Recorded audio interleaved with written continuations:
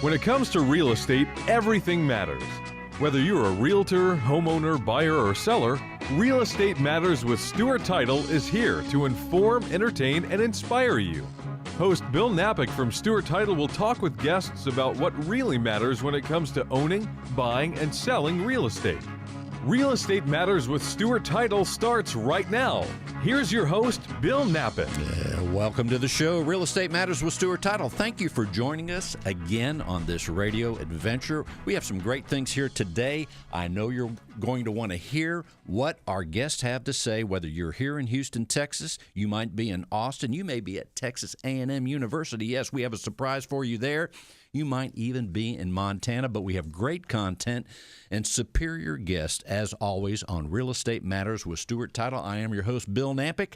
This radio adventure is going to provide entertainment, inspiration, and even some great information. Our first guest is going to be Dr. Jim Gaines. He is the chief economist at the Real Estate Center at Texas A&M University. That's right. So he's going to bring forth some great information. Then we're going to talk with Capital One. We have some tremendous guests with Capital One and so many more surprises. So stay with us on this real estate adventure, and we're going to hear from Dr. Jim Gaines first.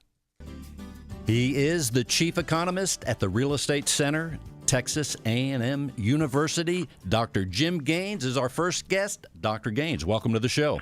Oh, my pleasure. Thank you for having me. Well, we're so glad to have you. And let's tell people, first of all, there's so many things that we want to ask you, but I was thinking that perhaps let's tell people what you think might be 3, maybe 4 things that would be most important from your perspective for realtors here in Houston and other major cities to hear, and also perhaps buyers and sellers right now as they're thinking about buying and selling homes here in Texas. Well, okay, that's fine.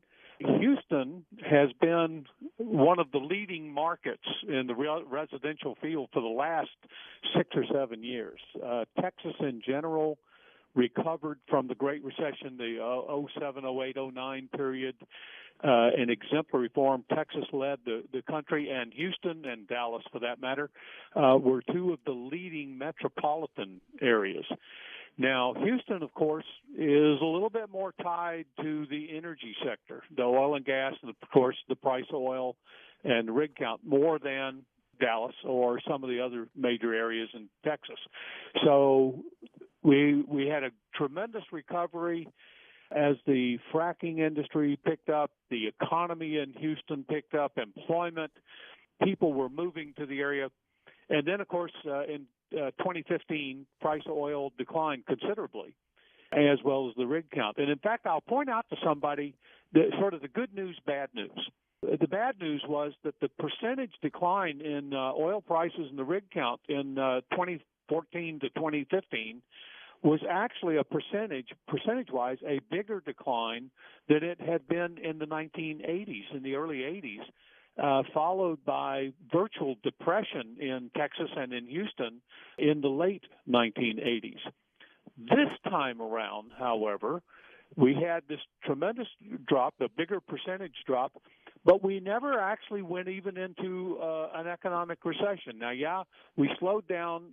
There was some job losses, and there was some real slowdown in home prices for about a year and a half. But by 2017, the market picked back up. The price of oil picked back up. The real estate markets picked back up and carried forward. So the good news of all of that is that Houston now exhibits a far more diversified and far more robust economy than just purely related to the energy market. We could withstand that kind of a decline in the price of oil and in the rig count and not go completely under and have dark times like we did back in the 1980s. So that's one of the things. But in terms of the current market has picked back up. Employment, the 2 or 3 things you watch for, the fundamentals. Employment is still strong. Population growth is outstanding.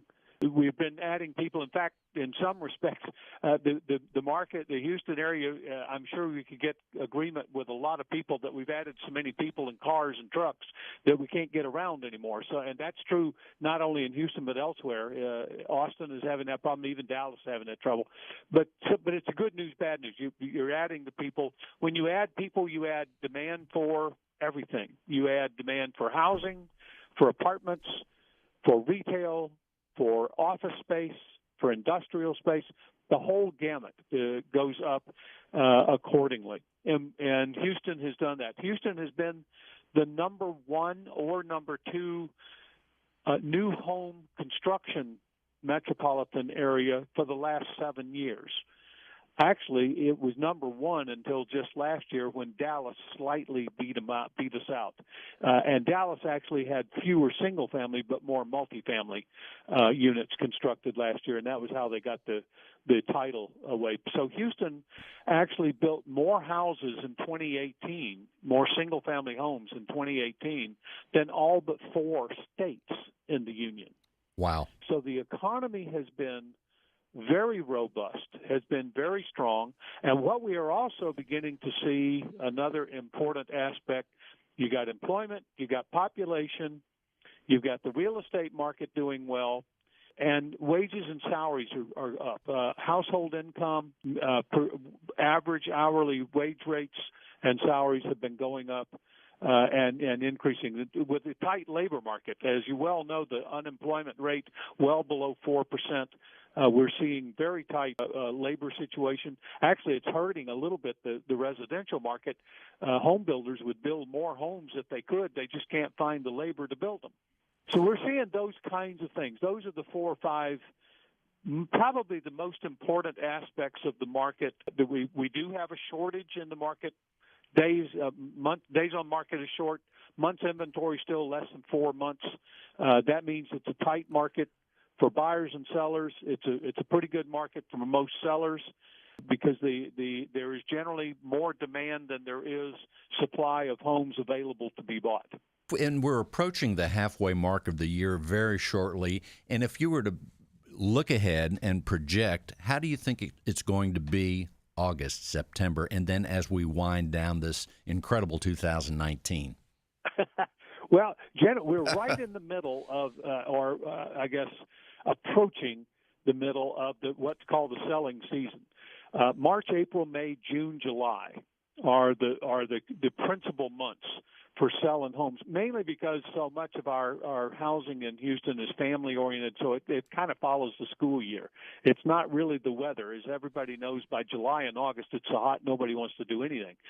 But getting ready for the school year, people are jockeying in position to buy homes and so forth. So the seasonality is very pronounced for increase. We're seeing a really strong growth here. I can tell you that in March, for example, in the Houston metropolitan area, now I'm talking about the Houston MSA. This is the multi-county area. Home sales volume was up nearly 5%, 4.7% from March a year ago. And March a year ago was a pretty good month. Home prices, very interestingly, are beginning to moderate just a little bit. We're not seeing quite as strong an increase. It's still 3.5%, 4%, which is more or less our long-term average for median and average price home is going up at more or less our expected rate of increase. Whereas in the last few years, we've seen rates bump into the 6, 7, 8, 9% ranges. So that's actually good news, really, for buyers and sellers. You don't want to get the market. In economics term, you don't want to get too far out of whack. Everybody wants things to be in whack. You don't want things to be out of whack, and imbalance is out of whack. So we're seeing that balance come into play. I was mentioning the new home construction a moment ago. We're also finding the home builders are being able to start building homes in the sweet sweet spot of the price brackets, the $250,000 to $350,000 homes instead of the $550,000 to $750,000. There's much more demand down on that lower end, and it's been difficult for the home builders to be able to supply new homes, single-family dwellings in that price bracket, mainly because of the cost of land and land development cost and labor cost. Now, the trade-off of that is some of these homes being built are further out of town, so you're a little bit more distance away from downtown. There are so many people arriving in Texas daily, and I say Texas generally speaking, and then we have the big cities, Houston, Austin, Dallas. Where are these people coming from? Are they coming from certainly out of state? Let's take the ones out of state, but how many are coming from out of the country? And let's take those three cities again. Yeah. Which one's the most popular, if there is? I don't know if you can really categorize because they're different. They're popular to different groups. Number one, on the immigration to Texas at large, most people probably don't know it, but we actually get more people from out of country than we do from out of state. We added about 190,000 people last year to the Texas population from immigration. And slightly more than half of that, about 55% of that, came from out of country. And the others came, of course, from domestic migration from other states. Interestingly, and I know this is going to we're seeing this on the national news. In fact, I was just this morning reading about down on our southern border. The proportion of our foreign immigrants coming from Mexico, Central America, South America, and coming up to our southern border, that proportion of immigration has actually been declining as a percent of total for the last 5 or 6 years. Now, some of that is because we've increased the number of people who are coming from Europe, Asia, and Central and Far East, particularly Chinese, Pakistani, Indian, Middle Eastern people, as well as some European who are finding their way to Texas, to one of our cities. Now, in that respect, Houston has been a real magnet for Middle East and Eastern Europe and India. And that's a lot of that probably relates to the global situation as Houston being the global energy capital and that association. Whereas Dallas, for example, gets more Chinese and more people from Europe. So it's kind of interesting. And then from Central and South America, of course, that's still a very predominant area. Those people, it's interesting looking at the distribution of immigrants from there around state. It's going very heavily toward Houston and Dallas, much more so than, for example, to San Antonio, which kind of flies in the logic. But generally we find that these people coming from Central South America and Mexico tend to go where they already have family members living. And I was talking speaking of Dallas, to a real estate broker there not that long ago, and he brought up the idea of China.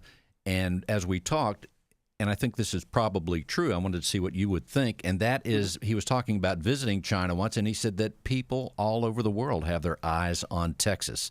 And I think especially Houston and Dallas. Would you say that you see that as well?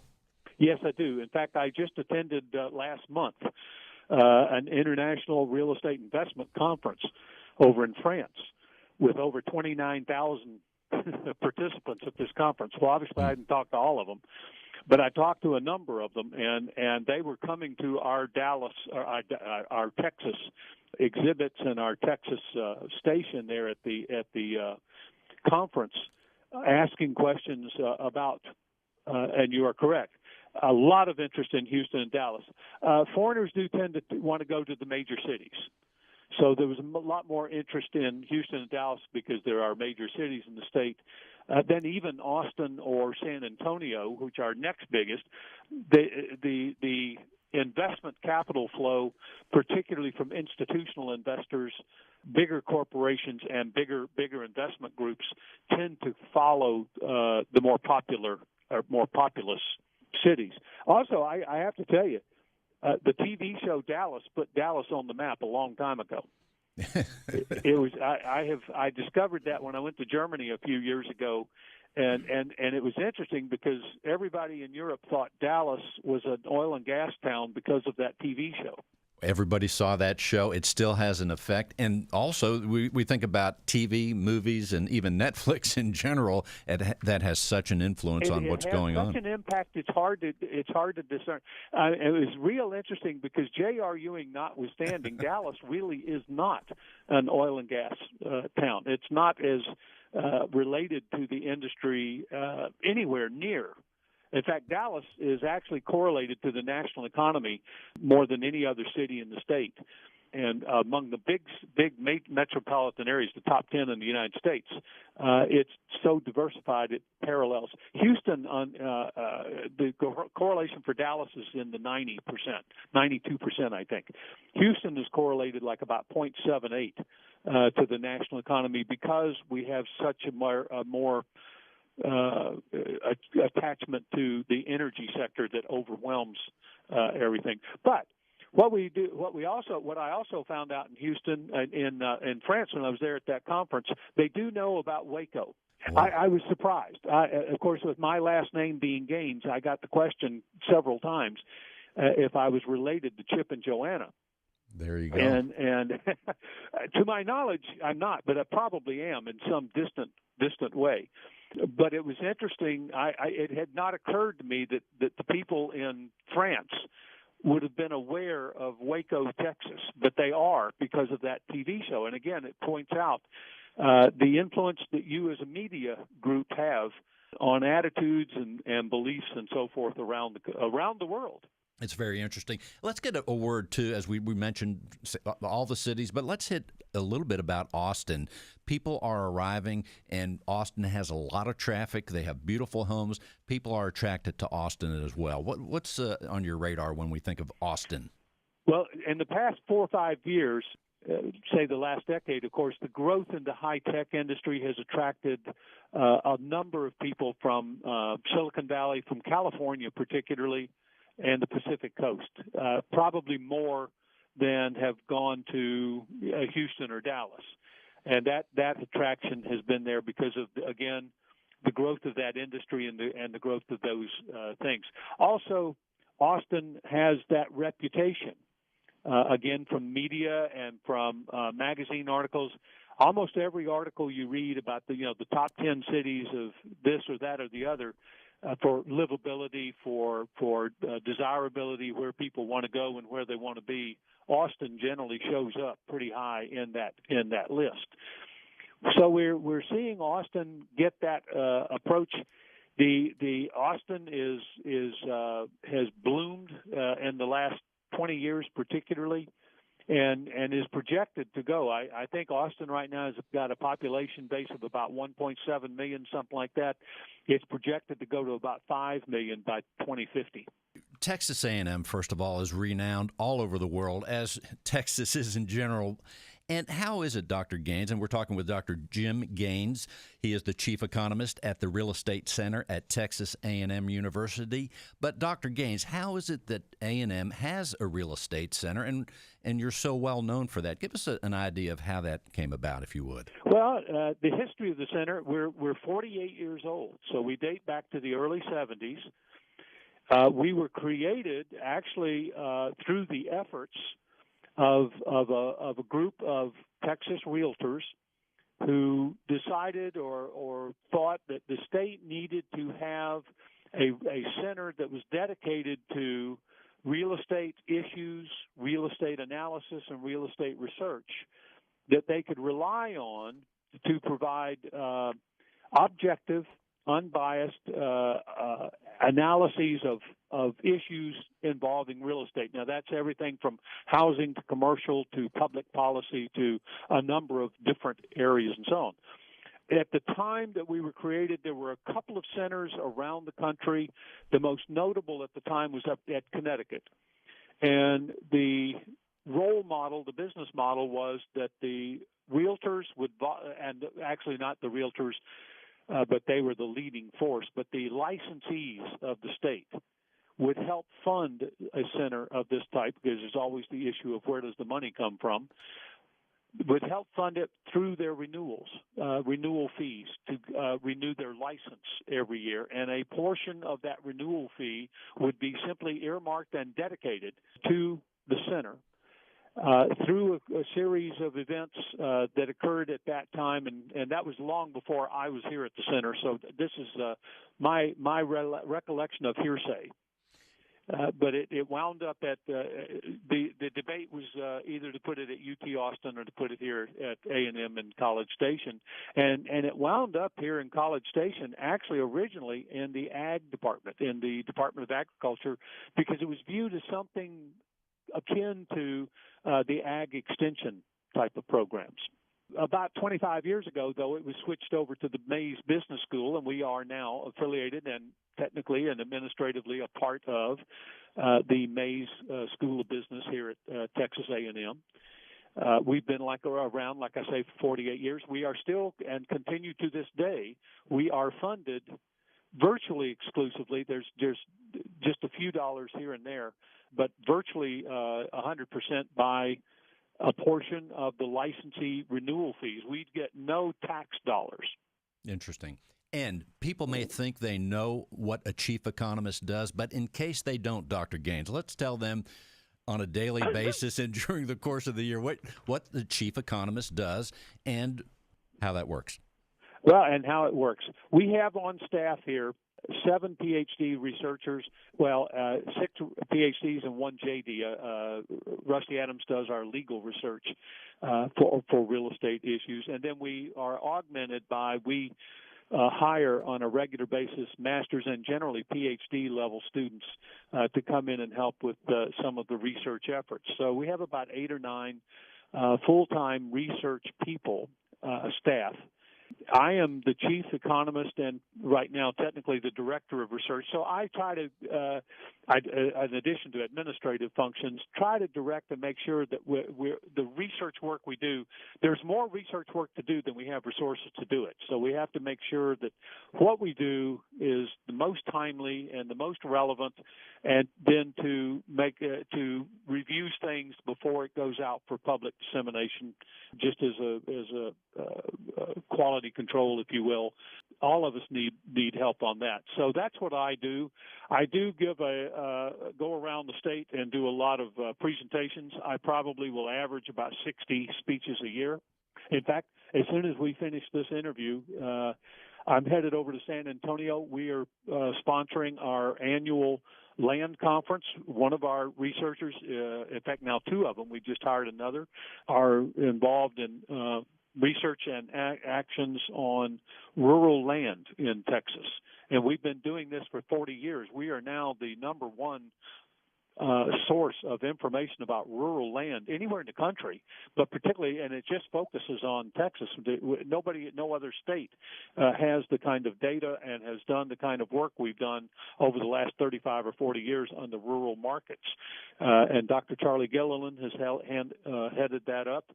And like I say, we have a 2-day conference going on starting tomorrow morning over in San Antonio. So that's what I do on a sort of day-to-day basis. More of a direction and control. I don't really, I try not to micromanage anything, but just give everybody a sense of where we're going and make sure we're all pulling in the same direction. What other industries affect the Houston economy? Oh, what other industries? Yes, besides oil and gas. Well, obviously, there's a big one right down south of downtown called the Medical Center with healthcare. It sure and is. That is not just limited to the Medical Center area, but is all throughout the community. So that's one. Number 2, of course, is the port. Texas is the number 1 export state in the union. And the Port of Houston, and really if you combine them and talk about Port of Houston, Port of Galveston together, and then even down to Freeport, the amount of trade and commerce that comes through there is just outstanding. You know, it's billions of dollars coming through there every year. So we have that coming in. There's a great deal of professional business and service because Houston has become a not only state but national headquarters for a number of companies.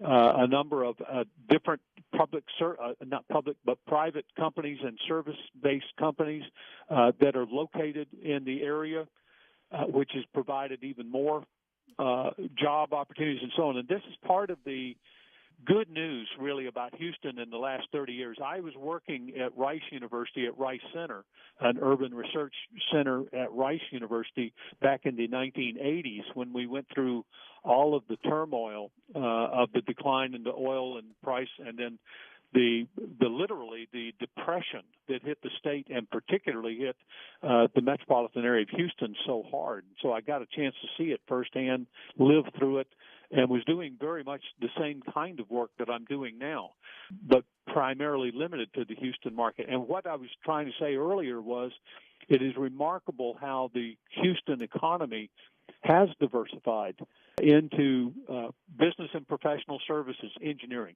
law, other kinds of services, insurance companies that have come in.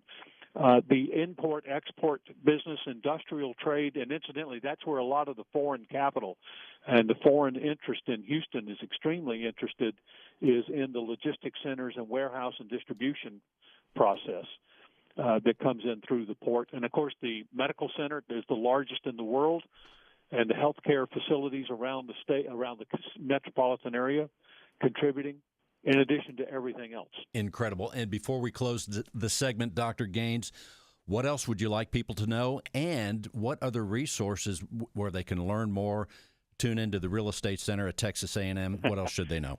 Well, I guess I better give a commercial before I get in trouble with my bosses. For anyone who is interested, one of the things I should have said about the center a minute ago, everything we do, we put out on our website. And it's basically there for anybody who wants to come and get it. It's free. We don't charge for any of the data or the work that we put out, the regular reports and so forth. It's the website is recenter.tamu.edu. It's recenter.tamu.edu. That's our website address. Please come out and look for anything you want. We offer a email service of what we call Recon to get out real estate information on a biweekly basis, and all we need is your email address, and you get on the distribution list, and then you can just read it at your leisure and see what's going on around the state. We monitor everything around the state of who's doing what around, and then try to synthesize that down and let people be aware of it. So those are some of the things that we do. I think the other thing is that we are looking for a very strong 2019 in the state. Probably not going to be quite as strong as 2017 and 18 on a percentage rate of change gain basis, but the economy is doing well. The main thing we're watching out for is a national recession, which we don't see happening this year. Probably not at least the first half of next year, and then after that, all bets are off. Mortgage interest rates are going to stay reasonably low. We don't see a big movement there, at least for the next 6 months. That's also going to help us here in our selling season. There's going to be the daily and weekly ups and downs, but they're not going to be dramatically different. Dr. Gaines, thank you so much. And, of course, the magazine people can get is Tierra Grande. They can also see the website there, recenter.tamu.edu. The Tierra Grande is a great magazine. Dr. Gaines, thank you again so much for being on the show. Ladies and gentlemen, he is the chief economist at Texas A&M University at the Real Estate Center. Dr. Gaines, thank you very much. It's my pleasure. Thank you. Yes, sir. Thank you. And we're going to take a short break and come back, yes, with even more. Stay with us. Most people don't know that Stewart offers business, home, and auto insurance. In fact, Stewart Insurance and Risk Management has been doing that and more for over 10 years. And they partner with many leading insurance companies to offer great rates. They're a national insurance agency operating in all 50 states, delivering a broad range of insurance products. Whether you need a home insurance quote for a client's home closing or your own insurance needs, you can count on them. Call 866-845-4676. That's 866-845-4676. Stewart Insurance and Risk Management is here to help. And welcome back. Real Estate Matters with Stewart Title. I'm your host, Bill Nampick. We're going to talk about money, facts, and figures, and now money. It's so important. We have Rudy Graham. He is the Vice President, Senior Business Partner at Capital One, and Joe Seheult. He is the sales performance executive at Capital One. Gentlemen, welcome to the show. Thank you, Bill. We're very excited to be here. Thank you very much. Joe, I was working on that name. And you did very well. Okay, You did thank very you. well. All right. Better than most. Well, thank you guys for being here. But first of all, people think about money as such an important thing in everything. You have to have some money. So let's tell people, first of all, Capital One. Rudy, give us an idea. Tell people about your company and maybe some company distinctions. Sure, no problem. Actually, when most people think about Capital One, they think about credit cards and our great commercials. What's in your wallet, exactly. right? If you're older, you probably remember the hilarious Viking commercials, and now you'll recognize Jennifer Garner, Samuel L. Jackson on TV. And we love our customers, we love our credit cards, we love our commercials. However, Capital One is much more than that. Capital One cares a lot about small business. As Dr. Gaines shared earlier, they represent such an important part of our local economy. So as such, Capital One offers a diverse array of financial products and services specifically designed for small businesses, such as checking accounts, savings accounts, credit cards, loans, and other services like Capital One's Escrow Express. Now, we're going to talk about that in a little bit. Escrow Express has a catchy title so people can remember it, and then we're going to find out what it does. The other thing I'm thinking about that just dawns on me as we think about money as it relates to real estate, here we are. It's one thing to be in another city, and right now I'm thinking of a small town, but to be in an exciting city like Houston, Texas, to be a part of the money world, that in itself has to be exciting for you. Absolutely. And your company. Yeah, absolutely. As a matter of fact, like you mentioned, money's flowing. At Capital One Business Banking, our number one goal is to get to know our customers. So we understand their cash flow, and from there, we're really able to act as more an advisory role, in an advisory role. So we're able to identify inefficiencies and educate our clients on better ways to manage that cash flow. And our small business banking team is dedicated to helping customers save time and money in order to fuel business growth. And your office is at 5444 Westheimer. Give us an idea, Rudy, of your focus. Is it do you work just around that area, or what's the scope of your work? Sure. Well, personally, I focus on the greater Houston area primarily, but Capital One serves small businesses nationwide. Our physical footprint is here in Texas and Louisiana and most of the Northeast. We've also recently expanded into parts of Florida and Chicago. But we're a very digital-forward bank, and as such, we have developed digital products that allows us to enable to service customers where we don't necessarily have a physical footprint. The term small business, let's define that or give people an idea what that is, because there's all kinds of businesses. There's Amazon, there's the dry cleaners. Sure. Let's tell people from your perspective what the small business is. Sure. Well, it's not your Amazon. It's not your Target. It's your mom and pop, as Dr. Gaines mentioned. It's manufacturing. It's professional services. It's a number of different things. That's interesting. Yeah. So as far as the outlook these days, Rudy, we're here again approaching that halfway point of the year. I can't believe that it's as if the calendar pages are just being ripped off, and here we are, almost in June, but certainly very close to May. What is the market? How has it been for your company as you're helping small businesses since the beginning of the year till now? And what is your outlook for the rest of 2019? Sure. We actually just conducted our latest Small Business Growth Index, which shows us that small businesses are cautiously optimistic about the economy in general. Top concerns are of a recession and stock market volatility. Those remain top of mind. And our small business customers are keeping an eye on those things, as are we, but that's not preventing them from taking steps to invest in their businesses.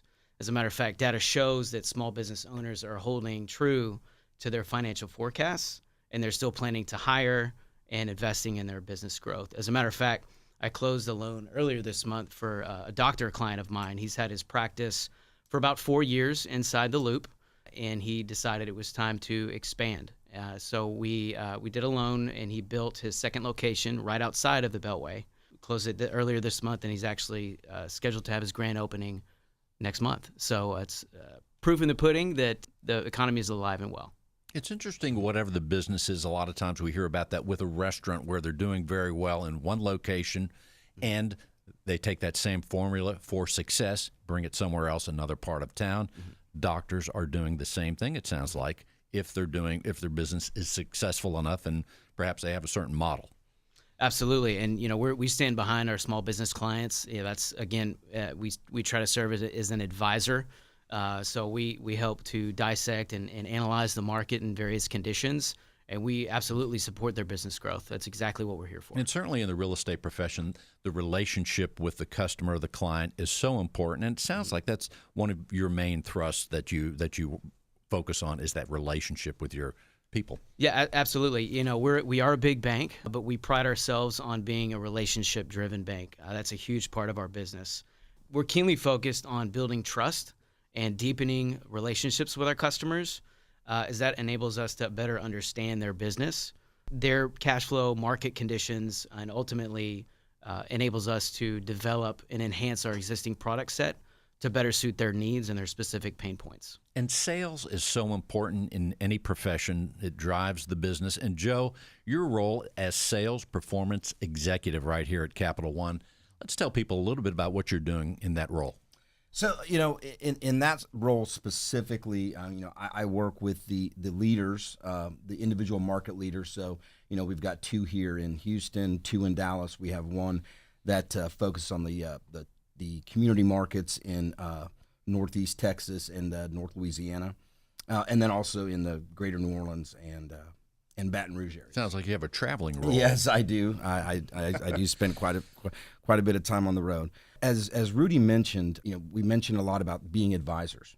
Part of what I do in that role is really to ensure that the leaders and that the bankers are, not only doing that, but leveraging the tools. I think one of the things that would be a distinction in how we are helping our bankers do that is some of the proprietary internal tools that we provide to the bankers in order to help them, really evaluate the customer's business. Because, it would be very hard to really be advisory and not understand, like Rudy mentioned, that how the cash is flowing through the business, how they are transacting business, whether it be by checks and those kind of things. So the tools that we have that the bankers can leverage in order to enable them to be advisors, I think, is a real big distinction.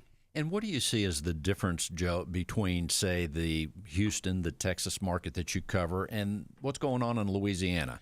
Sometimes I forget, when I think about great food, I think about New Orleans and Louisiana and their enthusiasm for such tremendous cuisine. But what's the business like there now? It's interesting you ask that, because as Dr. Gaines was speaking, and I was hearing him talk about the turn in the gas and oil and gas industries here in Houston. While we are seeing that in Louisiana, it feels like it's slower.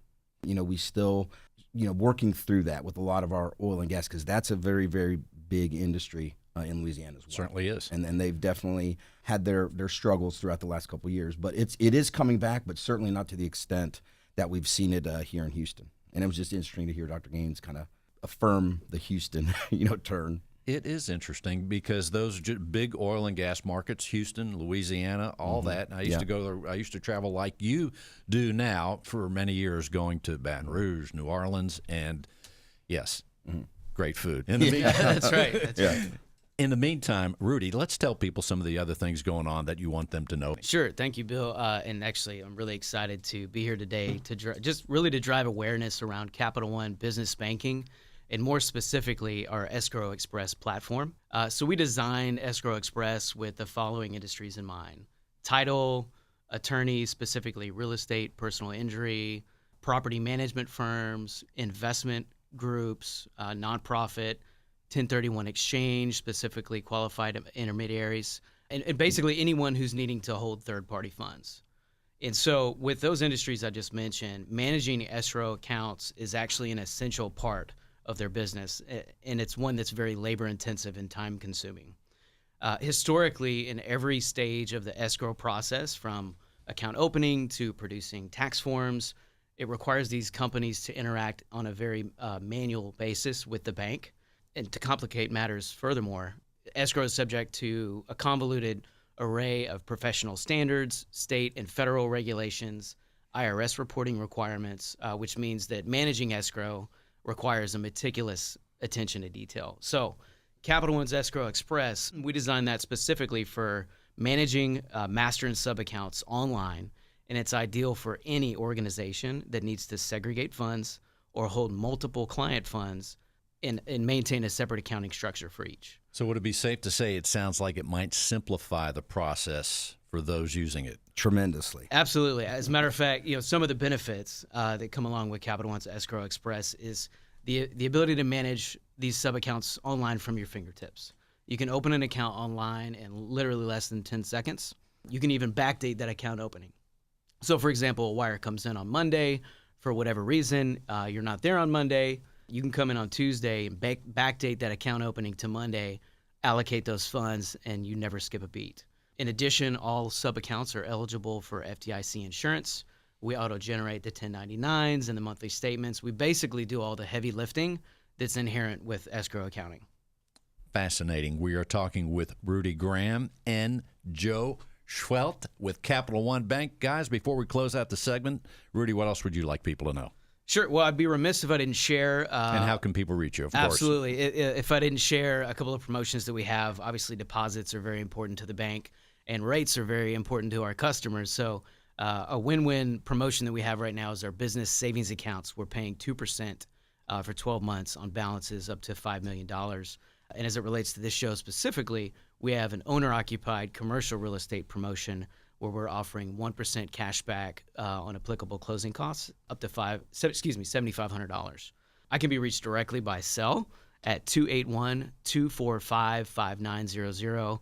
That's 281-245-5900, or via email at Rudy, RUDY.Graham, GRAHAM, at CapitalOne.com. Capital One, Rudy Graham, 281-245-5900. And Joe, before we close this segment out, what would you like them to know? Just really, piggybacking off what what Rudy was just saying, specific to the escrow. Obviously, Rudy would be the contact here in Houston, as the banker. But if you would like to know more about it, we do have demos that if you were curious about the product, we could absolutely set up meetings to come out and meet with you. Mm-hmm. I have additional staff that specifically does that. Probably, that's the next step if someone is interested to kind of see that. And just thank you for your time today. Yeah, we can do that virtually as well. Mm-hmm. That sounds great, guys. We are going to take a short break and come right back with even more. Thank you, guys. Thanks, Bill.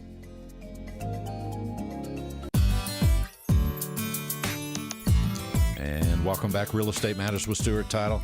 And now, John Bramblett, Brittany Tacquard, Stewart Insurance. Hey, guys, welcome. Hi, Bill. Howdy, Bill. Super fun. Let's tell people, we were talking last time you were on the show about protecting real estate professionals in their transactions with their license. Let's tell them some of the things that you want them to know today about that subject. Yes, absolutely. So the last couple times we've been going over these different risk management practices that real estate professionals can employ in their everyday lives, really, as they go about their business. And so we've covered disclosure, So important. documentation, acting within their scope of duty, so making sure that they're acting as a real estate professional, not as a mortgage professional or not as an insurance professional, but staying within your scope of duties. We've also gone over verification, so verifying the people that you're speaking with at all times, especially as it relates to electronic communications. And then the last one that we've left off on is being aware of risk. And by simply being aware, we equip ourselves to act more with caution, and that kind of leads us right into the last two that we have today. And the drum roll. Yes. Here we go. John, what are those last two? Attention to detail and acting with caution. Again, as Brittany said, those are pretty much common sense, but it's just important to keep that in mind, that you want to make sure that you're detailed in what you do and that you're cautious. And if you're going to err on the side of caution. So some things to keep in mind: be deliberate in your actions. So make sure that you're thinking things through and you're not automatically reacting because of time or concern, that you've taken the time to be deliberate in your actions. Details are important to clients. Details make clients happy. Details also protect real estate professionals. So make sure that you're serious about your details. As Brittany mentioned earlier, make sure we document. Don't relax over procedures. If you have procedures that you follow, this is how we communicate. This is how changes are notified, how changes are confirmed, to make sure that you keep on with those procedures, not only the ones that you set for yourself, but also the ones that are set by your broker. Be cautious with delegation of tasks. So make sure that if you're delegating something for somebody else to pick up for you, that they're specifically aware of what needs to happen and how it needs to happen. And then finally, pick the right partners. So make sure that when you're working with somebody like Capital One or Stewart Title, that you're picking the right partners to work with, and that you're transparent with your client on who those partners are and why you pick them. And those two ideas, common sense, attention to detail, they can help us in every part of our lives, but especially when the stakes are high in protecting our real estate license when we're going through a real estate transaction, even more important. Yes, sir. Exactly right.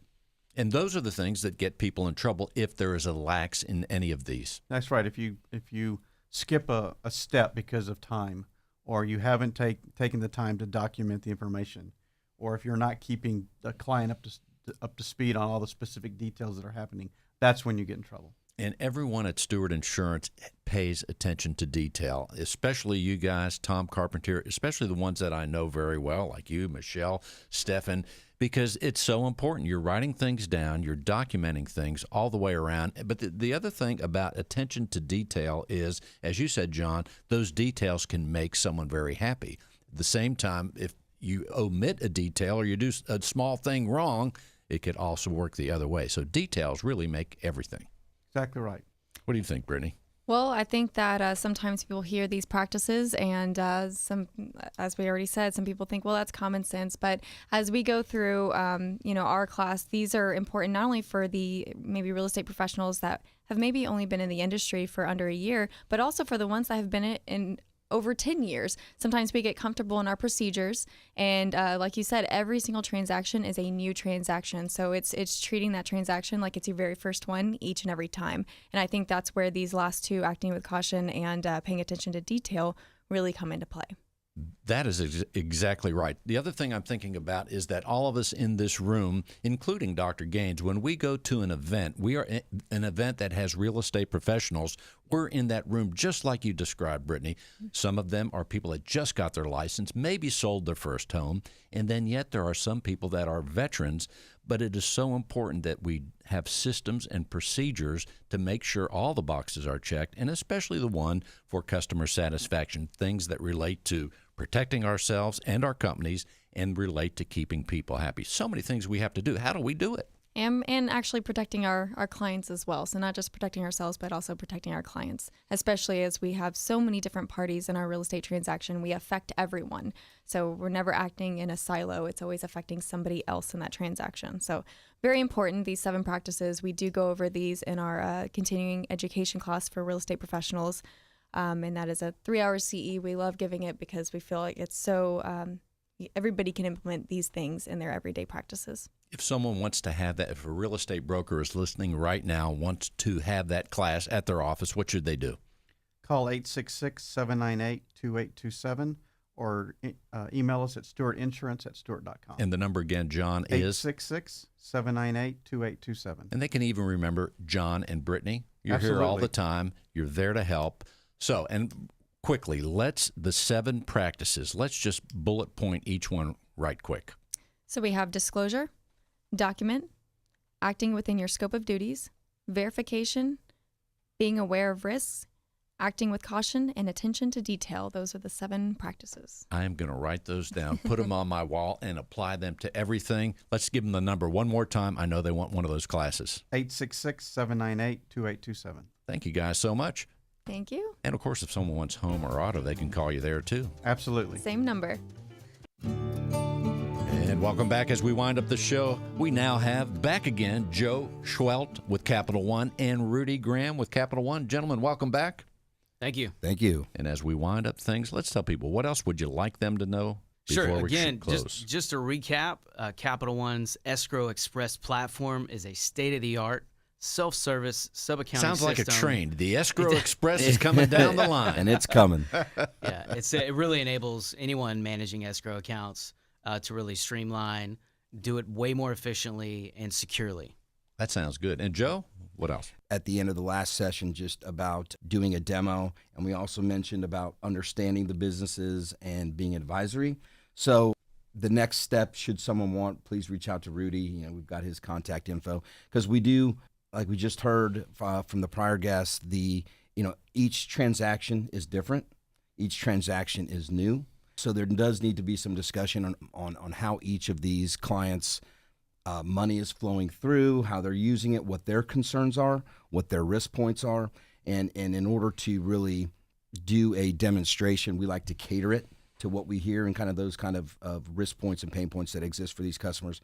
That would be sort of the next steps, to do that. So. And that sounds good. And we want to thank our business development officer from Stewart Title. His name is Bobby Magnus, right there in the Heights location. Without Bobby, we wouldn't have found out about you guys. So we thank Bobby for that. And, of course, if you want to close that transaction at our beautiful Heights location, just Google Stewart Title in the Heights, Bobby Magnus. Give him a call. And, gentlemen, let's give them – and also the other thing, Rudy, is you have a YouTube video about the Escrow Express. So if someone wants to see that video, it really highlights what it does. Yeah, sure. It's actually a great high-level overview of the product. It's about 1 minute and 53 seconds. Shoot me an email or give me a call. I'm happy to send that over. And if you like what you see, we can follow up with either an in-person or virtual demo. Again, it's rudy.graham@CapitalOne.com. Rudy like the movie, .graham like the cracker at CapitalOne.com. I forgot about the graham cracker. And now I'm getting hungry. 281. Call Rudy at 281-245-5900 with Capital One. And do not be sad that the show is ending at the time of broadcast, because it never really ends. You can always go to Stewart.com/Houston to hear any and all the shows except show number 1, because we cannot find that one. However, check us out at Stewart.com/Houston, Stewart.com/Houston. We thank Dr. Jim Gaines, Chief Economist at Texas A&M, the Real Estate Center there, John Bramblett, Brittany Tacquard, Tom Carpentier leading the company at Stewart Insurance in a tremendous way, Bobby Magnus, and, of course, Rudy Graham, Joe Seheult. I like when we say it together, Joe. And until next week, thanks for joining us on Real Estate Matters with Stewart Title. Stewart.com/Houston. I'm your host, Bill Nampik. We'll see you next time. Thanks for listening.